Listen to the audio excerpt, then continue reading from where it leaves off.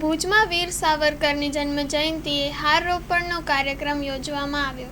Story report by દર્શન મહેતા.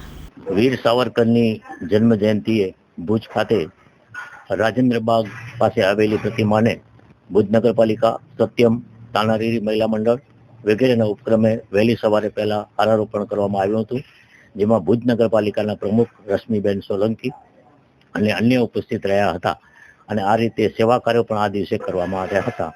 આ ઉપરાંત કચ્છના માજી સાંસદ ડોક્ટર મહિપત મહેતાની પણ પુણ્યતિથિ હોતા તેમને પણ શ્રદ્ધાંજલિ આપવામાં આવી હતી. રાજ્યસભાના સભ્ય અનંતભાઈ દવે તેમની યાદમાં પણ ભુજમાં બાળકોને રસ પીવડાવવામાં આવ્યો હતો. આના માટે માંડવી વિભાગના ધારાસભ્ય અનિરુદ્ધભાઈ દવેએ સહયોગ આપ્યો હતો.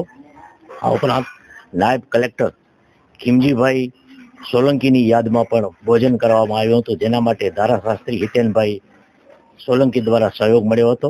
આ રીતે આ કાર્યક્રમો આપવામાં આવ્યા હતા. પંડિત જવાહરલાલ નહેરુની પણ પુણ્યતિથિ હોતા આ દિવસે સત્યમ તરફથી ખાસ કાર્યક્રમો રાખવામાં આવ્યા હતા. હારારોપણ કરવામાં આવ્યું હતું અને બાળકોને અલ્પાહારની વ્યવસ્થા જયશ્રી પારેખ દ્વારા કરવામાં આવી હતી. આ ઉપરાંત ભુજ નગરપાલિકાના પૂર્વ પ્રમુખ કૃષ્ણલાલભાઈ માકડ એમની પણ જન્મ જયંતિ હોતા તેમની યાદમાં પણ વિવિધ કાર્યક્રમો સત્યમ સંસ્થા તરફથી રાખવામાં આવ્યા હતા. આ ઉપરાંત ભુજની અંદર હાલમાં પ્રખર તાપ ઉનાળો હોય, ઘેર ઘેર ખાસ કરીને પાણીના પીવા માટેના કુંડા અને ચકલી ઘર ઉપરાંત ગાયોને પીવા માટેની કુંડીઓનું વિતરણ પણ અત્યારે ચાલુમાં છે.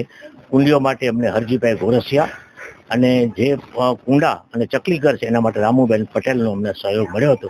તે રીતે ભુજની અંદર છેલ્લા કેટલાય સમયથી આ ઉનાળાને ધ્યાને લઈ અને જીવદયાના કાર્યક્રમો પણ કરવામાં આવે છે.